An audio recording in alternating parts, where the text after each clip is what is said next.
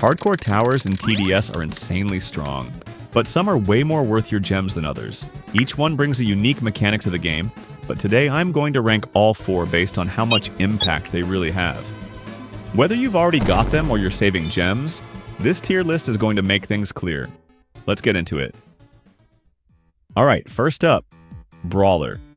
It costs 1,250 gems and acts as a melee tower that can provide both support and DPS.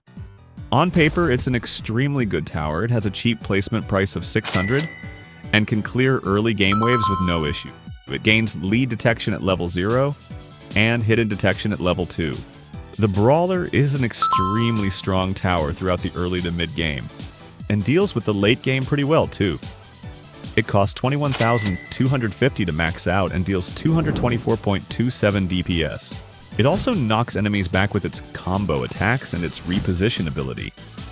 However, the only thing holding it back from an S+ tier is the fact it lacks flying detection and handles bosses poorly. Not to mention that you have to babysit its position to maximize its value. So for that reason, I'm putting the Brawler in S tier. Next, Accelerator. Costing 2,500 gems, it acts as a high single target damage dealer. But there's a reason it fell off so hard. Previously considered the best DPS tower, now is just another DPS option. It just isn't as reliable as it used to be. No flying detection, no crowd control, expensive, stun probe. The current meta revolves around towers having good range, good damage output, and stun immunity. Things that the Pursuit, Ranger, and Engineer all have. Accelerator owns little of these traits. Its windup also becomes a huge liability when nearly every late-game enemy stuns, especially in Fallen. Paired with its heavily bounded placement limit of 8, it isn't useless, but is simply outshined by its fellow towers. For this, it should in theory be in B tier, but I'll bump it up to B+ for its high DPS. Now let's talk about Necromancer. Costs 2,250 gems, and functions as both an AoE DPS tower and spawner.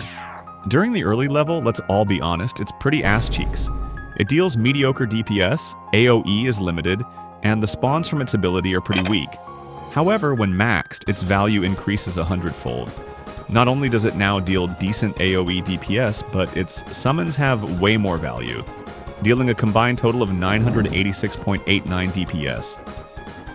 This paired with its innate flying and lead detection, along with an early HD upgrade and considerable range, bumps the tower into the pseudo-meta, where it becomes more viable. So, despite the dog water early levels, slight micromanagement issues, and the low boss killing potential, the Necromancer just makes it into A tier due to its incredible value it brings during the late game.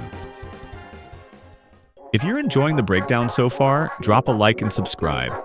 It helps a ton, and lets me make even better TDS content for you guys. Finally, the Engineer. It costs a shocking 4,500 gems and is used as a DPS and spawner tower. However, it is viable in almost every level, and deals consistent single-target DPS with the additional splash DPS from sentries in the later upgrades. It costs a generous amount of money to max out, but the earlier levels are relatively affordable and can be used from early to late game. What really sets the Engineer apart is its sentry spam, where most of the DPS comes from, dealing a combined DPS of 402.42. It also gains lead, flying, and hidden detection in the early upgrades, making it even more versatile. Along with the current meta being centered around stun immunity, the Engineer's main source of DPS, the sentries, each gain a regenerative shield at level 4 that prevents the sentry from being destroyed and stunned. The one setback it suffers is its low placement limit of 6 and its mid-damage output at lower levels. Apart from that, it's an easy S+ tier. With sentries that refuse to die and damage that stacks like crazy, Engineer isn't just good, but by far the most well-rounded hardcore tower in the game at the moment.